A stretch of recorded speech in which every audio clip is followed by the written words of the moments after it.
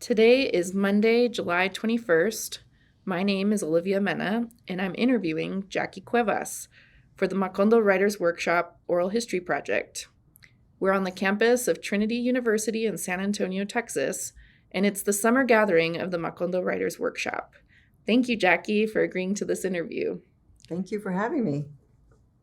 This interview is being recorded, and the unedited copy will be housed in the Nettie Benson Library Archives and Special Collections at the University of Texas in Austin. And I think a copy of this will also be housed at the Whitliff in San Marcos, where the Macondo archives are housed. So please know that if there's anything that you do not wish to discuss, I will honor your wishes. Also, if you need to stop to use the facilities, please let us know. And if there are topics you wish to discuss that I haven't asked about, please do bring them up. All right. So we're going to start by talking a little bit about your early life and giving us a picture of that. So Forget it. I'm out of here. So let's start with talk about growing up in Corpus Christi. Tell me a little bit about your childhood and your family.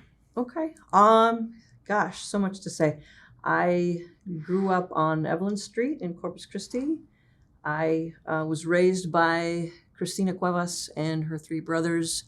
I think of my uncles as my brother uncles. I call them brunkles. So the four of them raised me collectively, along with all the tias and cousins and everyone else who's around. So I am an only child, but not really. My youngest uncle is only 2 years older than I am, so he's kind of my brother. And so everybody thought he was my brother. So I'm not really an only child, but I'm technically an only child. We did not have any money, and yet somehow had a wonderful life and made things work. My mom could turn one tortilla into 20 meals magically. She was a magical woman. Unfortunately, she suddenly passed a few years ago. She was my best friend, and we spent a lot of time together, just kind of being with the family, doing a lot of things collectively. And it was either at school or at a barbecue or running around playing baseball in the street. So, and when I got older, I think I just kind of threw myself into school and books and went to the beach a lot. I love Corpus. I have a complicated relationship with it now because it also was a kind of site of a lot of trauma, a lot of family and community complexities. But I have sort of grown to love it and appreciate it even more. And I've been learning about it, working on a book project about the Gulf, and I've been going to do research there and spending some time on the coast and doing a lot of healing.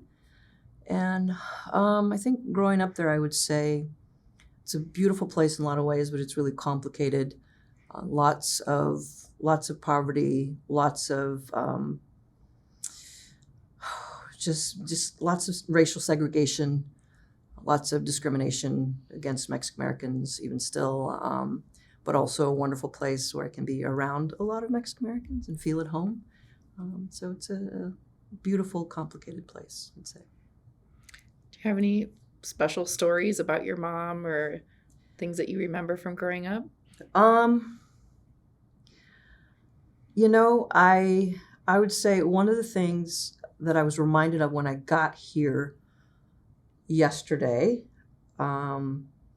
actually happened when I ran into you, and I didn't know that other people were staying at the hotel other than Cher, and I stayed there so I could hang out with her. And then I'm like, oh, cool, other people are here too. And you asked me, you said, I'm going to get tacos for people in the morning. Would you like one? That was the kind of thing that I come to Macondo for, to be in community like that. And it feels to me like my mom and my family, right? My mom had nothing and yet somehow was always feeding the neighbors. There was always somebody extra living with us. I didn't know if they were actually my cousin or not. Just that generosity of spirit, I would say, is something I learned from my mom. And so that way of being and moving through the world was something that resonated for me when I was fortunate enough to become part of Macondo. And so I would say when I think of Cristina, my mom, just thinking about just sharing everything, not thinking about property, and somehow a woman who owned nothing shared everything. How did your mom feel about the role of education and reading and writing? Mm. She herself was a fabulous student growing up, but unfortunately, people did not encourage her to like go to college. I guess because she's a, poor Chicana in Corpus Christi. Like nobody ever, her parents didn't know anything about college and the school that she was at. Like for some reason, straight A student, brilliant woman. Like no counselor ever said, "Here are some scholarships," and so she just went to work. And but I was always an avid reader. She was an amazing artist and drawer and painter, and was always doing something creative or always reading. Like we'd go to the beach, and like when we were just kind of lounging around after swimming, she was always reading a book, and so we'd always have our books, and so we'd nerd out together.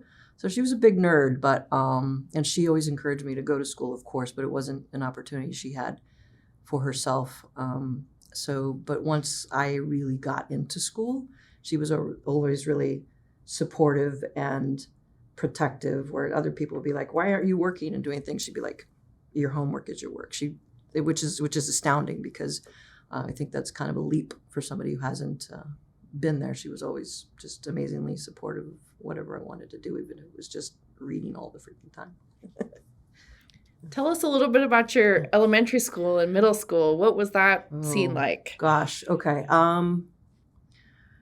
Well, I first went to the neighborhood school, which was, I believe, was Lexington Elementary, and I went to first grade for about a month, and I had a fabulous teacher named Mrs. White, who told me that I had finished everything she had for me for the entire year, and that I needed to go down the hall to second grade. And so I went down to second grade and did their stuff, and then the next year they gave me some test and went to the gifted school or whatever. Basically meant they had a quota for some Chicano students to go to the better school and bus me across. There were several students from our neighborhood who were offered that opportunity, and I was the only one who took it. My mom asked me if I wanted to do it, and I said yes. The other kids didn't want to go because they wanted to be with their friends. And I had heard that they had a really cool library at the other school, so I did it. And my mom said, "If you don't like it, you can come back, Mia." So then I went to Windsor Park, which was an amazing program that was really supportive, the kind of thing that like every public school kid should have access to. And I learned later that Corpus Christi was one of the last places in the U.S. to integrate their schools, and this program came out of forcing them to integrate and to offer more opportunities. And so I didn't know that at the time. I just thought it was this cool thing that I got to do. But now understanding the kind of social and political history of that, like I was caught in a good moment that I benefited from some shift in conditions, and didn't happen for enough people. And it was sort of one of those few at the time. So that's unfortunate. It feels kind of weird. But also helped kind of claw us somewhat a little bit out of poverty, So I suppose it did some good. Yeah. And what about high school, kind of middle school, high school? What was that experience like? Were you still Well, still the middle school at Baker was still the gifted program, the Athena program it was called.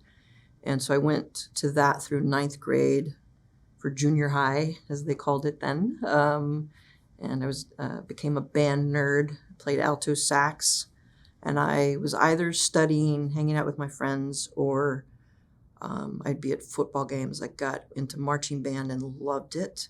And it's a whole, as you know, it's a whole big thing in Texas. But like you're either on the football team, the cheerleading squad, or the marching band. I think everybody goes to the football games, and so you may as well be on one of those. So I did that, and then I went to Carroll High School, and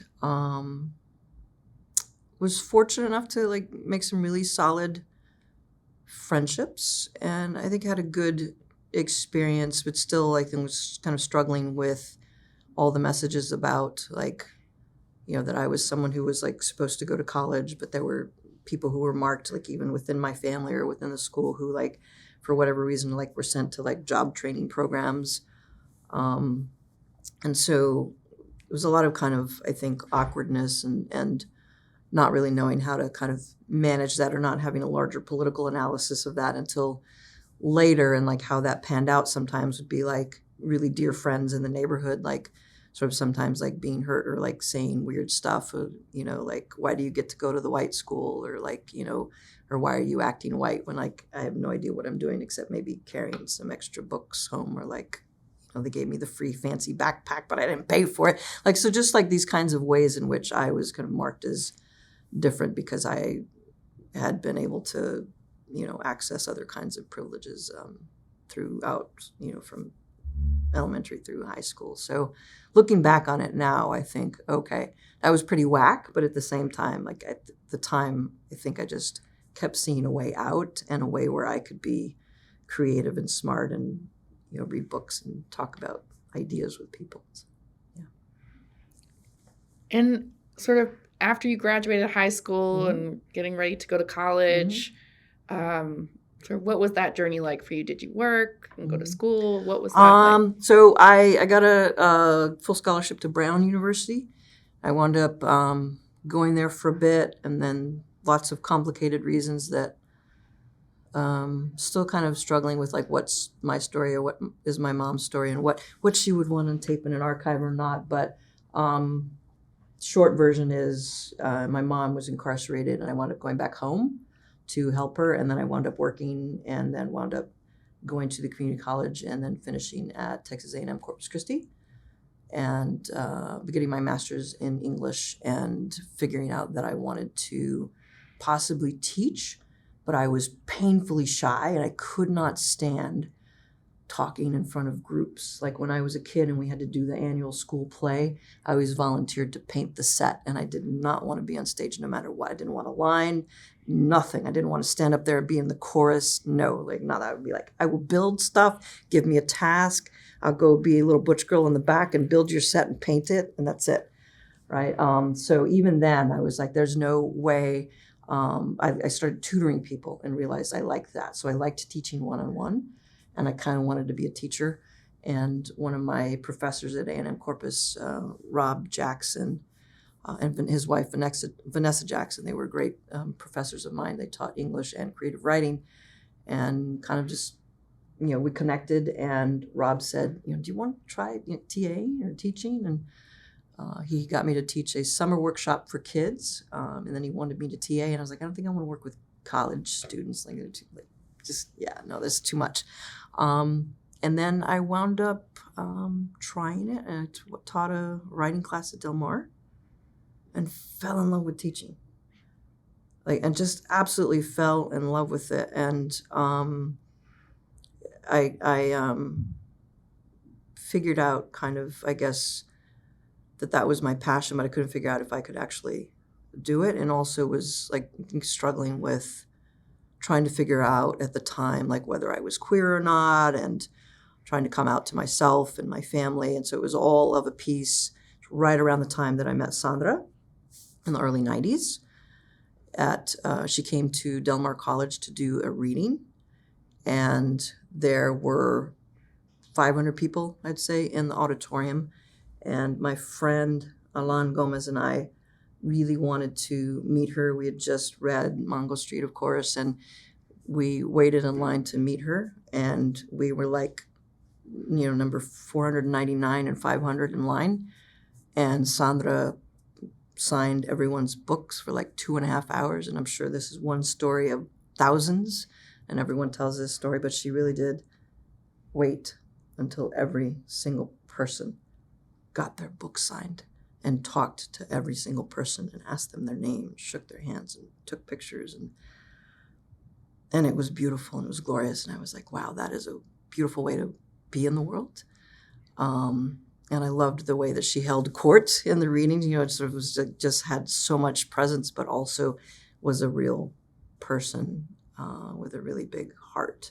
And it's that moment, like meeting her, like she invited us to her house in San Antonio, and we went to stay with her, and she just became, the kind of distant madrina for a lot of us, and the way that she has for so many of us. And so a lot of that happened at the same time and just kind of broke something open that I sort of came into writing, teaching, my identities, just kind of opening up my heart and soul and life all at once.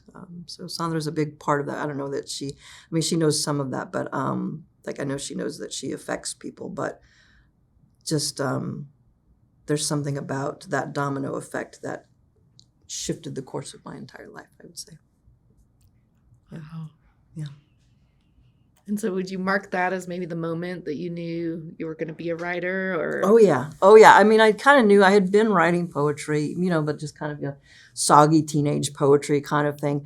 But around that time, I had a friend who had been doing open mics at the Executive Surf Club down by the bayfront in Corpus Christi, and we were in a creative writing class, and she kept saying, "You need to come and do this open mic." I was like, no, like I'm teaching class. That's about the level of shyness I'm working on. I'm not going to go get on a mic with strangers at a kind of cafe bar.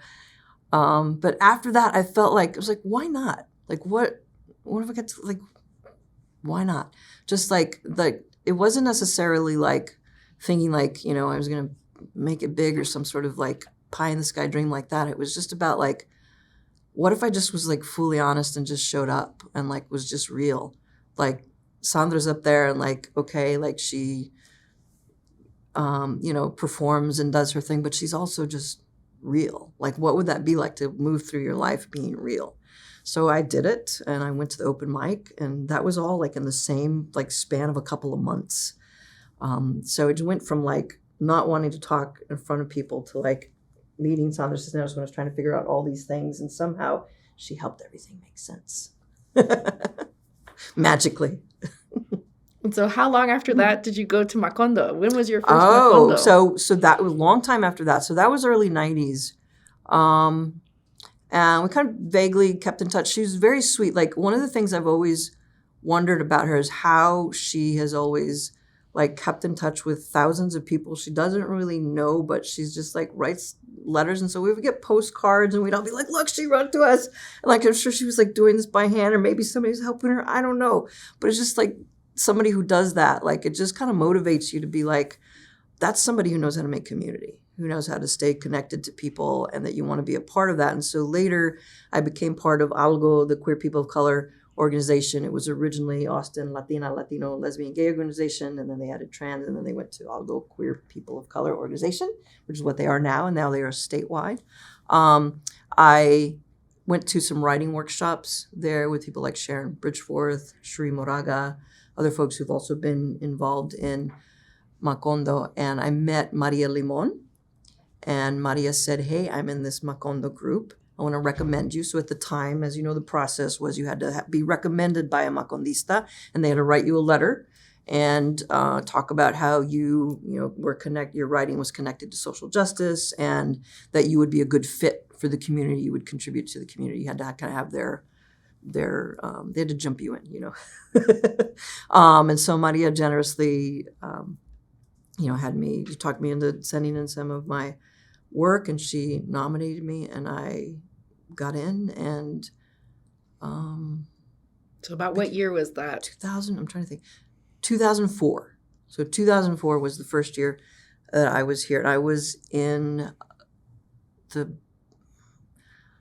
Mocoso class with Jocelyn Luckett, Nancy Mirabal, and Kristen Naka. They were our co-teachers, which was also amazing. It didn't have to be like one seeing them co-teach when I was learning how to teach at the time was an amazing experience. And really, I don't remember everybody in the group. I remembered them if I see them, of course, but I don't remember everybody who started that year because it's all a blur. But I remember, I think Vince Lozano started that year, maybe Belinda Acosta, Miriam Buhanda, John Espinosa was in that group. I can't remember who else right now, but it was a really great group. We just gelled and formed a community, and I love seeing a lot of them every year. And that really shifted the way that I thought about writing, as not so much a entirely solitary thing, but something that you also can do in community. And I'd been to workshops, but to think about how to do them differently, and the care that Sandra took with people in creating workshop spaces where people also really cared about each other holistically and wanted to understand what people's projects are. And they weren't there to one up each other, and nobody was about that. And if they were, people would kind of like bring people in and be like, it's not really what we're doing here.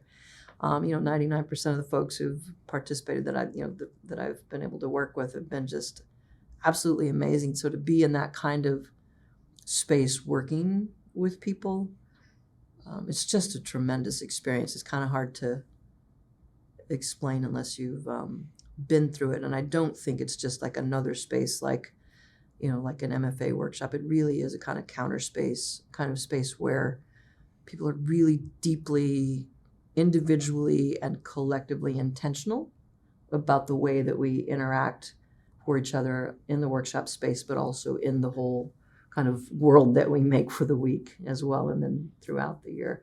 And one of the things that happens is that people will sometimes meet throughout the year or form a group either online or in person. And I did that for a little while the first few years after I started with Vince, Liliana Valenzuela, Belinda Acosta. There might have been one other person I'm blanking on right now, for which I apologize. And then also Maria. We would meet every now and then, every couple of months in Austin, and get together and write and just kind of try to support each other. That way it wasn't just the once a year things, try to sustain that. And I think that's happened in a lot of places, and some of those have become really deep friendships and really, really just like extended family. And how has your involvement with Macondo Writers Workshop changed you and your writing? Like, how has it changed your writing? One of the things, I don't know, I mean, people have mixed feelings about this, but I'll say that sometimes when I'm writing something and I feel like it has a lot of maybe like Chicano cultural elements or geographic specificity in South Texas, or things that like I really want to kind of infuse into the piece, whether it's poetry or prose or what have you, or creative nonfiction, I feel like sometimes when I imagine the ideal Macondo audience, like people who get it and I know are going to push me on it, or they're either going to kind of recognize the places or understand what I'm trying to do without having to explain those things, I feel like it can help take things to another level, because you don't have to kind of feel like, well, I've got to make sure people know what this means. Like they know what it means. And so then it kind of challenges you. They get in there and they'll be like, okay, you didn't get this act. You're like work on that part. They can really kind of push you in this way that's super interesting. So I feel like it has shifted how I think about who I'm writing for. Not that I necessarily am writing for Macondistas, but it's more that the function that we can serve for each other is to kind of hold space and help push each other in a way that you can't always get in another space, and when people don't kind of get where you're coming from as much. Does that make sense? Yeah.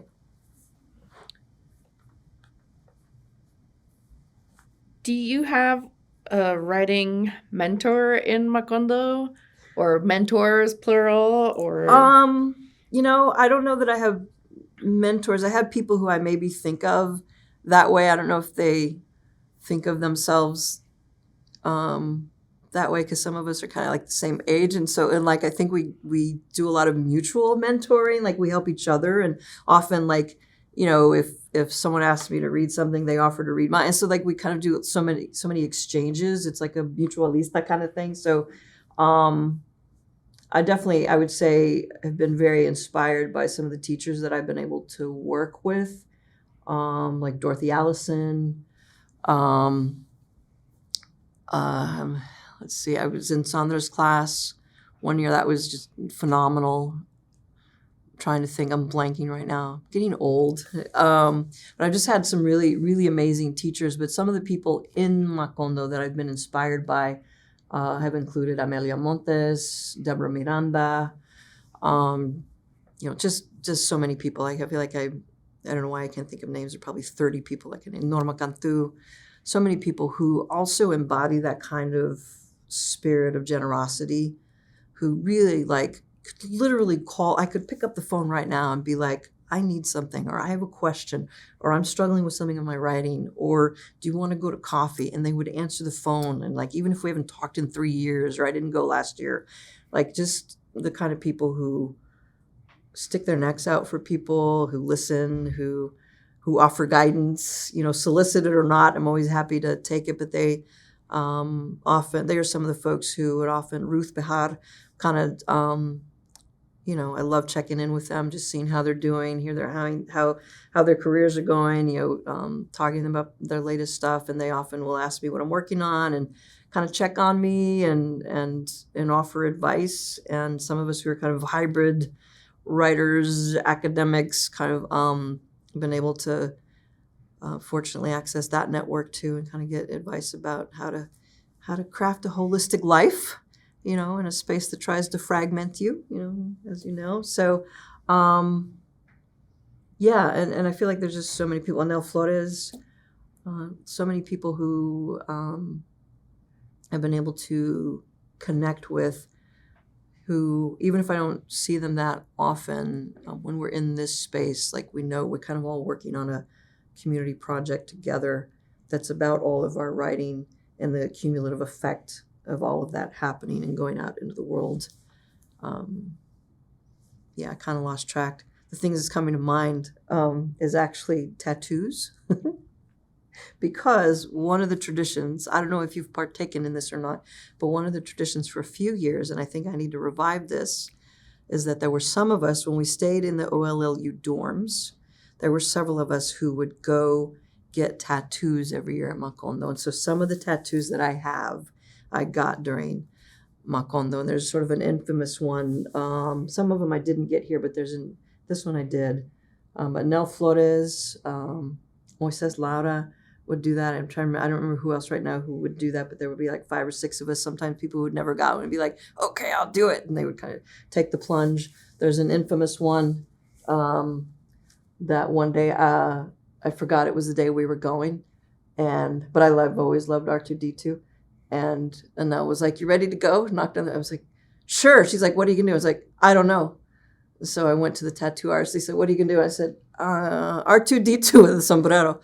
And so it was a spontaneous one. And so it's one of my favorite ones because I was like, yeah, it works for me. Okay. Because I have a whole theory that R2's actually Mexican. He's a mechanic who is actually the hero because he fixes everything behind the scenes and never gets any bleeping credit. So anyway, he's my hero. That's all. Yeah. So the kinds of traditions that we would do, like things like that we would do together to kind of mark the moment of being together and recorded in various kinds of artistic ways was one of the fun memories. I shall revive this tradition this year, I think. I like that. I want to pivot to another aspect of Macondo that you mentioned and sort of speak a little more about that. You talked about, Macondo having these letters of recommendation where you talk about your writing and social justice. And so I want to talk a little bit about activism and what kind of activism means to you as a writer. I'm thinking about sort of your service, writing in service of community. Talk a little bit more about what that looks like for you. Sure. Yeah. I think it's something I'm always thinking about for me, the connection to teaching and how that connects to opening up spaces for people to kind of, imagine a more just world. And so I would say with writing, sometimes it's direct and sometimes maybe it's more indirect. I would say early on when I was younger, did a lot more kind of protest poetry, more kind of like, I probably should have been writing poetry in a little bit before my time, but during the Chicano movement, kind of like just kind of, Corky Gonzalez, in your face, kind of down with colonialism and patriarchy and that kind of thing. And so, so it was a little more overt. And now I think more about representation and trying to kind of create characters or personas in poetry that are complex, intersectional, maybe hopefully speak to somebody who,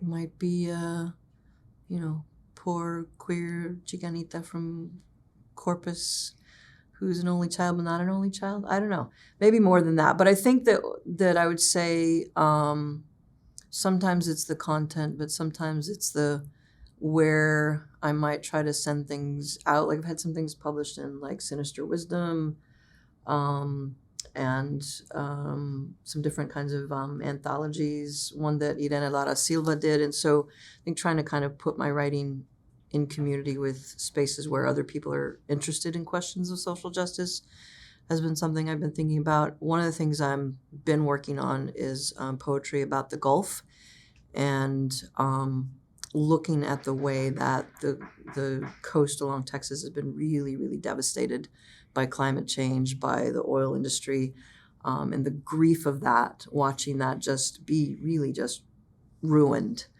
So I've been writing a lot of poetry that speaks to that. And so for me, I think it's becoming a little bit more about the content and the approach, and trying to kind of record what the place means to me. And so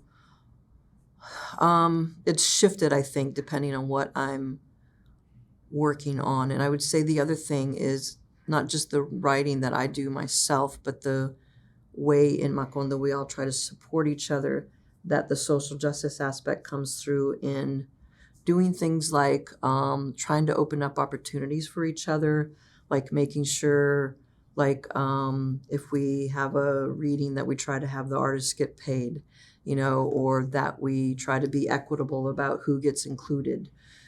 So I feel like there's a kind of sense of justice in the way that we try to treat each other in the community we try to create, and then we try to kind of go out and do that. And so I don't necessarily think of myself as an activist because I'm not an organizer, but I feel like I definitely have a sense of justice that kind of informs how I try to move through the world and in my writing.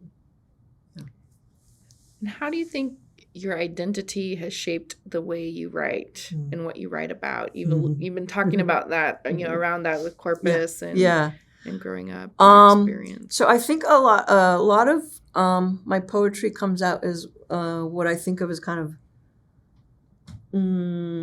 butch haiku, kind of very terse, short, punchy, fragmented, just give you a little bit, but then get shy and kind of walk away. So I think there's a kind of voice style that I'm often kind of working to try to communicate identities through the poetry.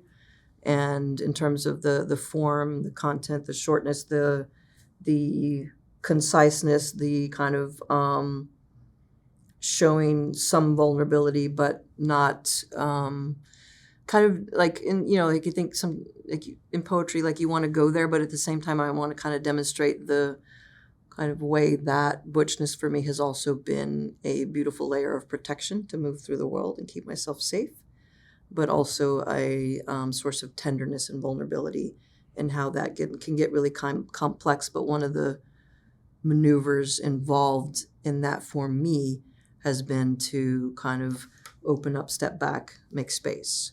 And so I feel like I try to kind of mimic that, or kind of figure out ways to do that with language if I can.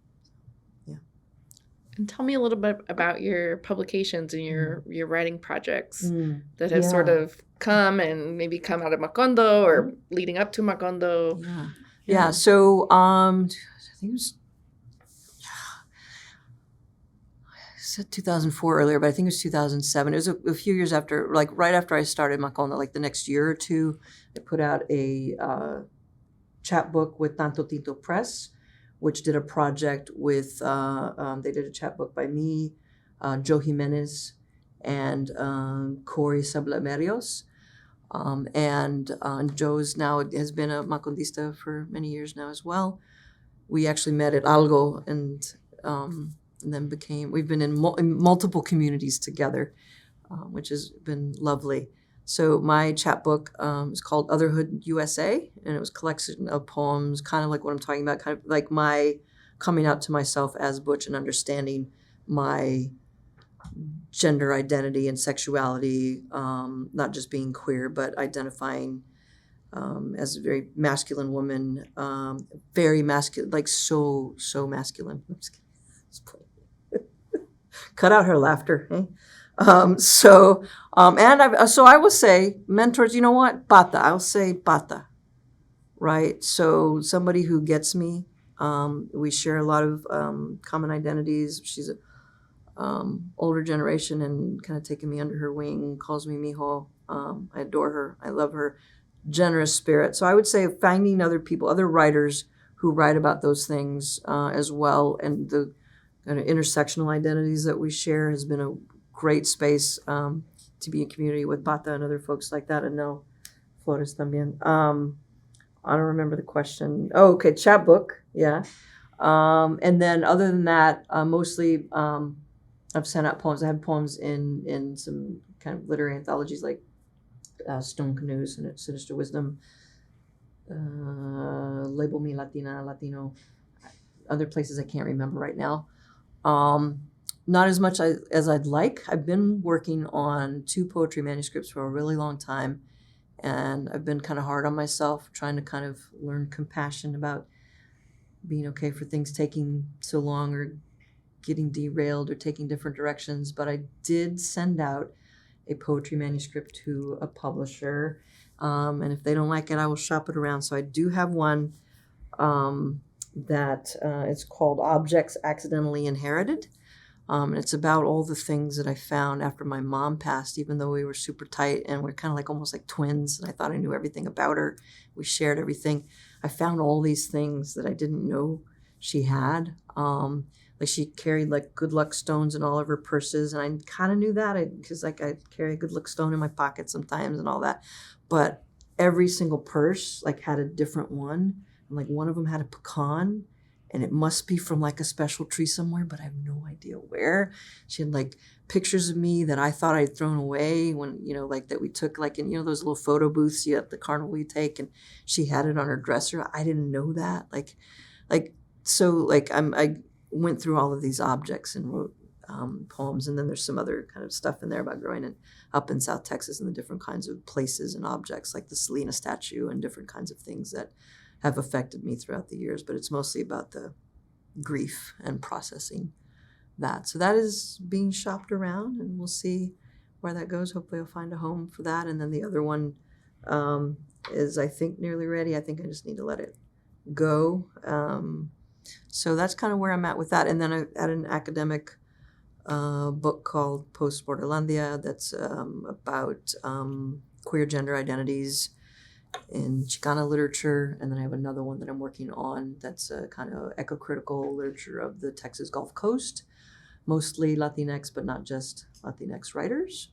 And that'll be done in the next few years as well. And I think of, even though it's kind of, academic scholarly work that I do, as a professor, there are also autoethnographic, creative nonfiction kinds of aspects of that. And I also write poetry about the same topic as I'm doing that. And so I kind of wind up multi-tracking those projects, which is great. So I, work on the poetry and creative nonfiction and sometimes fiction while I'm here. And then kind of that informs like how I might kind of approach the academic work. So that might cover it all. But I've got, a whole list of projects that I want to be working on, short film, all kinds of things. But I'd say that right now I'm trying to focus on getting the poetry out the door. I have another question about your writing. We talked about how it influences your identity and how it's engaged in community and how the community of Macondo supports you in your writing. I was going to ask you, what kind of expectations do you think your community has of you? That's a good question. Sometimes I think that's a beautiful gift to think of, and sometimes I have a little moment where if I haven't sent out a poem to a literary journal recently, then I'm like, I feel a little bit of tug of guilt or whatever kind of hardness. Or but there are moments in which I try to hold on to things like the year I was in Dorothy Allison's workshop. One time afterwards, we walked out of the room and she like got right up in my face and she said, "Jackie, the world needs your book." And so when Dorothy Allison tells you that, I mean, you got to do it. And I haven't done it yet, so I got to do it because Dorothy told me to, right? So I don't know if that's an expectation, but I would say that maybe the expectation is kind of show up, keep doing the work, digging deeper. And but I think for me, one of the things that I don't know if it's an expectation, but one of the expectations I've had of myself is that I have committed to supporting other writers, and so much so that for a while I co-founded a small press with my partner Jen Margulies. We started Evelyn Street Press way back when. We put out several writers, Lorenzo Herrera y Lozano, who's also Macondista, Ana Flores, some of her work in some of the anthologies, and then helped her get situated with Lorenzo's press that he started to publish her work. And we also published Vicky Grice, the first edition of the Panza Monologues, and several anthologies with writers through Algo. So we did a lot of really good work, and then I realized that as wonderful as that was slowing me down on getting my own stuff out the door. And so I kind of taken a step back and put that on hiatus so that I can focus on me trying to learn that balance of being okay with centering myself in my own writing.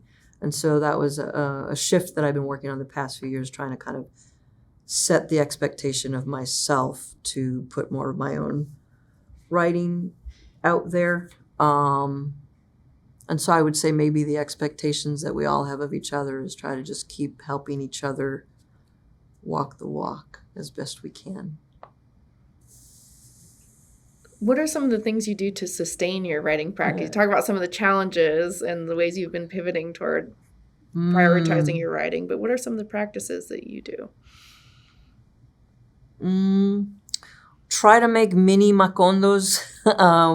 Like whenever I can get together with somebody from Macondo, right? To kind of create this space. Like Alnel Flores and I and some other people went on a mini writing retreat last year to the beach, and spent 3 days just writing. So trying to kind of create that space where we're supporting each other, whether we're reading each other's writing or not, but just kind of holding space and saying, "Hey, how's it going? Talk to me about your project. Where are you at? What do you need?" And just as being there for each other. So that's one of the things I've been trying to do. And I think for me also, I had a couple of health crises a few years ago. So trying to take care of my health so that I can keep working, keep doing the things that I'm doing, keep being around. So I feel a little bit of pressure existentially to kind of finish some of the projects that I've been working on, but I think trying to maintain a sense of compassion for myself and others would be something else I'm trying to do to sustain it. And I think also for me as a kind of hybrid, trying to move through the world whole and not bifurcate myself and think I'm over in the academy and then I'm over at Macondo, but like I'm just me trying to do it all in a way that is open. Yeah. Is there any piece, like one piece of writing advice or an exercise that you've learned or has stayed with you as a writer over the years that you come back to?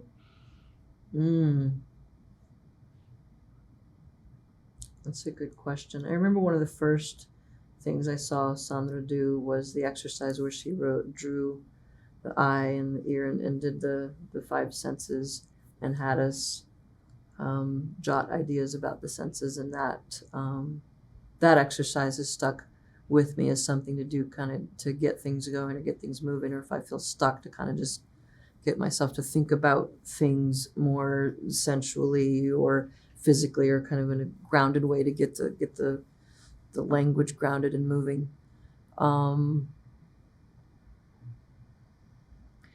I guess, I was joking about this box of tissue and crying earlier, but I think one of the things about Macondo is one of the practices is just like trying to show up whole and being okay if something like kind of moves you or something happens and it's a space where people really care. And so if you're working on something hard, like a lot of the grief poems or whatever, I had a really good conversation with Liliana last year about, each of us moving through our own processes of grief and how that affects the writing. And it was a good reminder to try to kind of lean into it rather than kind of run away and then do the writing later. But like, what does it mean to use the writing through that process? And so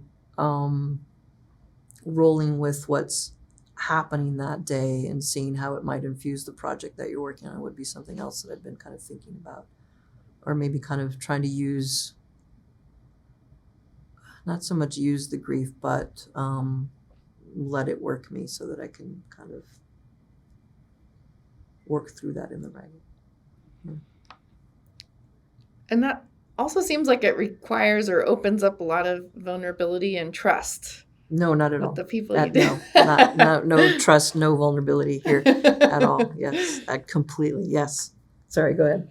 No, just talk a little bit about that. Do you find that in other kinds of, you talk about moving in different circles in academia and other workshops, like, is that different in Macondo than in other places, do you think? I would say yes. I mean, I feel like other spaces where I may have, taken workshops, like, depending on who's kind of holding the space, they might be able to kind of approximate that. But I think when you have like the compassionate code of conduct that we use, that we all abide by, and that is not just this piece of paper, but really means something to people, and really when people really care about who you are in the room and what you're trying to do in the room, and are happy to share whatever knowledge they have or advice or networking and that kind of thing. I do think it's a different space than a lot of other spaces I've been in. And even if people kind of have their own ambitions, people don't tend to let those ambitions get in the way of how they are relating to you and your writing in that moment. And so I would say that there's some kind of way in which Macondo tries to cultivate putting the kind of veneer aside and just really getting in there in the muck together. So, and I've been in other good workshops, not to say that others can't be good, but I think that there's something about the deep long-term love and commitment and Sandra's presence and commitment to cultivating a community of writers that speaks to people, brings people in, and helps sustain that space. Like, we know that people are motivated by so much love and so much care, and people want to help each other and want to see everyone do well, and get people's stuff out there. So I would say that it does feel like kind of magical. Yeah. I want to scale out a little bit to kind of think more big picture. And, you in particular, you're an academic, as well as a poet, being a poet. And I want to talk to you a little bit about what you think some of the biggest challenges are right now for Latino, Latina, Chicano, Chicana writers. I think some of the challenges might be not be thrown off by the haters in power, and just keep talking who we need to talk to and doing what we need to do to keep each other alive and being outspoken and putting our stuff out there. I feel like the challenges are definitely there in terms of access and political commitments, and I don't know that we can rely on corporations or publishers in the same way that we could before, but I feel like people have figured that out, and there's always going to be space and always going to be more people who can help make that space. And so relying on each other to keep doing the work, I guess. Yeah. And what are some of the stories that you're most excited to read or write about or see that kind of respond to this moment we're in and kind of the future?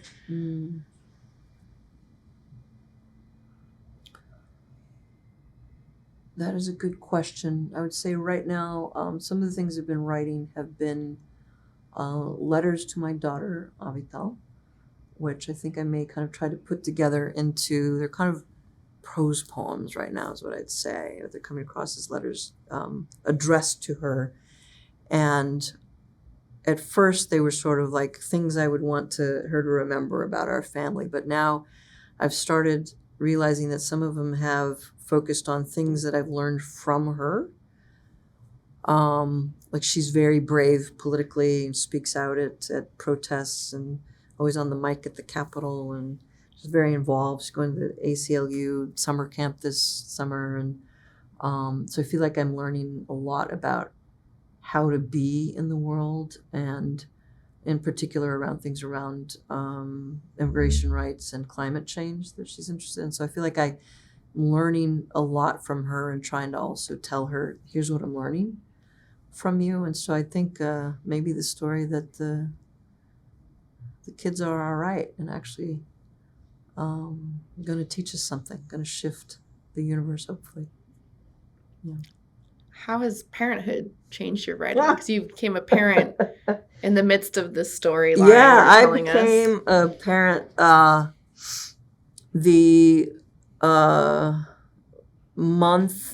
2 months after I defended my dissertation. And 2 months before I started my first tenure track job. And so it kind of all, it was all a whirlwind. I would say that there was a little moment when Avital was younger where I worried about kind of like some of the maybe like, I don't know, more erotic poems that I may put out in the world, that she might find those later. But then I thought, you know what, that's okay. We're full, complex people, and it's all good, nothing to be ashamed of, right? So, but I think it has given me ways to think about who I might want to be thinking about as ideal audiences, and that how people are just so much more knowledgeable and complex now. And I think that kind of pushes me to think about, when I'm thinking about sexualities and genders and different kinds of intersections in my work, how I might be kind of trying to push myself on language, or maybe not rely on old ways of thinking, and how I might try to move through that in my work. But I'd say the thing that's really kind of weighing on me or shifting my writing right now is my mom's sudden death a few years ago, which really,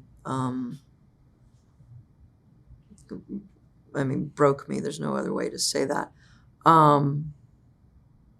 It really kind of broke my brain. Her passing is actually had me wondering about, like, are there family stories that I might be more open to telling now that I didn't realize that maybe I was kind of putting away, or things that I could draw on that I felt like, I don't think that it was conscious. I feel like write about anything that we need to write about, but I think there was a part of me, out of respect for her, that maybe I kind of put aside as like, I don't know that I want to go there. It might hurt her feelings or something. And like, I don't think I was conscious of that. But now I'm realizing that there are some things I'm like, oh, I think I want to write about that. I'm just going to kind of let that go. So there's a some sort of weird, complicated freedom that I'm trying to sit with and puzzle through in the writing right now. It's a mind trip. Yeah. So I think we've gotten through most of the questions we have outlined. We still have some time left. Is there anything else you'd like to say or kind of think about out loud? I would say it's probably been mentioned, but some of the things that should be documented include Sandra's pajama parties. There was one year during Macondo, it's probably happened more than that. I can't remember, it's all a blur, but there was one year in particular, there was like a bed and breakfast that a lot of people were staying at on the first floor. Sandra said, okay, pajama party tonight. And everybody like wore their pajamas, and she wore this like leopard print cool thing. I think she had a boa, sunglasses at night. She was fabulous, of course. Inspired all the rest of us. I can't remember what I wore. It might have been my Star Wars pajamas. I don't know. I don't remember. But we just like danced all night and cut up and had a great time and just kind of just let loose. And I feel like it's moments like that too, where we're building community, not just the times that we're in workshop or in seminar, but just dancing together and laughing and saying, how are you? What's going on with you? Or just making a weird, funny joke or whatever. I mean, I would never do that, but yeah, things like that. And or Sandra having us over to her house and being just so generous with her space. And I will say also, I want for the record to say that in the early 90s, when I first met Sandra, she told me she didn't like dogs. And I'm going to remind her of that. And I just want to say, and now we have this shirt this year that I love that Anel Flores designed. It has the dogs on it. And Sandra's all about the dogs and saving the dogs. And I love it. But she told me she didn't like dogs. And so I don't know what dog changed her mind, which one she fell in love with first. I don't remember. And so I want to hear that story. I hope that gets documented in an interview with her. And so I just want, for the record, that to be known. Let me think of other things that are coming to mind. I don't know why that came to mind. I just feel like one of the things, it's hard to express how many people Macondo has brought together who truly embody that generosity of spirit that Sandra does and that she asks other people to bring. And so for her to bring people in who support that, who move through the world in these beautiful ways where they just show up for others and we do that for them. There's just not another place I know of like it. Like we all try to do that. And I hope try to do that in my family and my queer familia también. But I don't know. I mean, maybe, and I know there are other writing collectives and workshops, and I hope that they can cultivate this too. And I know that it's also complicated and, and sometimes there are disagreements or whatever, but I've just always seen how Sandra lands on her feet and always keeps her heart open, even when that must be really rough. And so it's just freaking inspiring to know that we really can show up for each other if we decide to. I think that's one of the things we do at Macondo. Yeah. What's one of your wildest stories from Macondo? One of the craziest events you remember? The R2 tattoo, it's Arturito, actually, that I call him. That was, I don't know, that was really good. I'm trying to think, I don't know about, some of them probably should not be told on video, I think. But I will tell you, it's not necessarily a wild story, but I will say, here's a story I remember, which is one of the years in the OLLU dorm. It was the first year, I think, that Lorenzo Herrera y Lozano was there. And I think I had recommended him, and he got in. And so we were in the same dorm. We both came from Austin. We're dear friends. We'd known each other a few years there. He was working at Algo. We came up together, and we were supposed to meet to go to dinner with a bunch of other folks. And I set up my little dorm room with my desk and my nerdy books and everything, my pens and my journals and everything. Was ready to write. We're going to go to dinner. I go and knock on his door, and the door opens. And he's like, I'm almost ready. And he's got a printer. He has, on the bookshelf, he's got a big cloth, like scarf that he's put over it, and he's lining up candles, which probably were not allowed in the dorms, but he's lining them up. He's decorating his room, full on flamboyant decorations room, and it was ridiculous, but it also was like this metaphor of like, oh, we can just let it all hang out, be our full selves here. Like, why not? And so now I kind of roll that way. I'm like, I'm driving. I'm going to bring absolutely everything I could possibly need, but just to be at home here. But that kind of his level of just being at home was inspiring, but it also felt very much like Sandra's, like, just be your full flamboyant self and let it all hang out. What? Ike, right? So I don't know. It's just a little story, but it feels like people are able to bring their full selves here, and I love that. So we'll say one more thing. Okay, no, two more things real quick. One, the year I got to co-teach with Alex Espinosa, novelist. It was amazing. I learned a lot from seeing how he taught, and we had a similar kind of style. We both, I think, like take a lot of care in the kind of space that we try to create for each other and the kind of way we give feedback. And so we really kind of gelled, and that I really enjoyed that year. And then also, I think that was the year that I got to read and be on program, and Sandra was on program. I think Joy Harjo was one of the frontliners there, and we were at the Esperanza Center, and it was an amazing night. Tammy Gomez was the MC. She did an amazing job, and just the atmosphere that particular night. It was a beautiful night, and a lot of the first years got up and read as well, I think, too. I can't remember, it might have been a different night. But that year, being able to read with folks and being able to teach and help create the space that we try to cultivate was super, super special to me as well. Do you remember who was in your workshop with Alex or some of the students? Yael was in there. I can't remember right now. I have a horrible memory. I remember them all dearly. So it's not that I've forgotten them. I just have a horrible memory. I meant to bring my notebook and I have a list of names. It was a really, really beautiful group. Amazing, talented group. I'm kind of blanking right now. Yeah, put you on the spot there. Yeah, no, it's all good. It's all good, yeah. Another role that you had that you haven't mentioned yet is you've also helped co-lead some of our community workshops, our free community workshops. Yeah. Talk a little bit about that and those experiences. Yeah, and why that's an important part of Macondo. Yes, definitely. Yeah, so there was one year, I don't remember what year it was, but Raul R. Salinas, may he rest in peace. He was actually a mentor of mine at Resistencia in Austin. I used to do a lot of poetry events there, and he supported my press, putting the books out and stuff like that.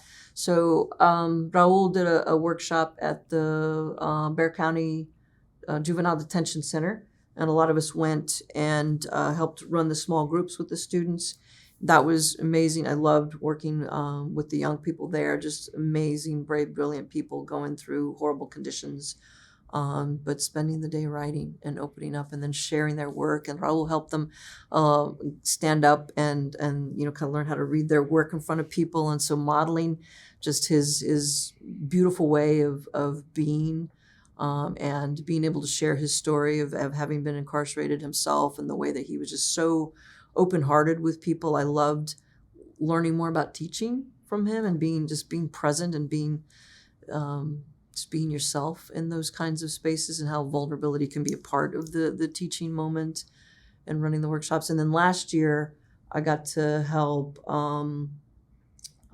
Cherie Moraga and Anel Flores did a community workshop at the Esperanza, and there were a lot of people, so I offered to help. And so I mostly kind of ran I was just a little like Butch TA helper, but I got to help out with that, and then also be they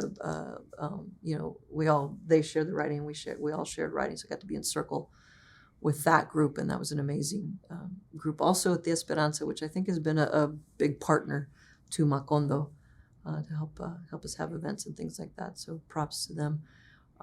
There may have been another, I can't remember right now. Also at some point, I think I was on the board for a little minute. I was a volunteer many. I used to be one of the drivers, go pick people up at the airport, because we all try to contribute as best as best we can. And so there might have been other things. I think I helped with applications 2 or 3 years. Enjoyed that. There was no Yeah. Uber either No. back in the early days, so it was all, No, and we yet were- somehow we all made it to We the did it. events. Yeah, we just shared. Yeah, I remember lending out my card. People we just all kind of share all stuff. Everything is everyone's at Macondo. Yeah, there might have been some other moments. I'm trying to remember. That's all that's coming to mind right now. Yeah. Yeah. Thank you. Unless there's anything else, I think that concludes the interview. Yeah. Thank you, Jackie. Thank you. Yeah. I appreciate it. I appreciate you taking the time to talk with me and including me in this. Look forward to seeing everybody's interviews. It's going to be great. I did forget to kind of look at the right space, so Brian, forgive me. So you can cut that part out. I didn't cry on camera, but in case, I'm going to take this box of tissues as a memento after, because I'm totally going to break down and weep when I walk out of the room. Thank you. Appreciate you, Olivia.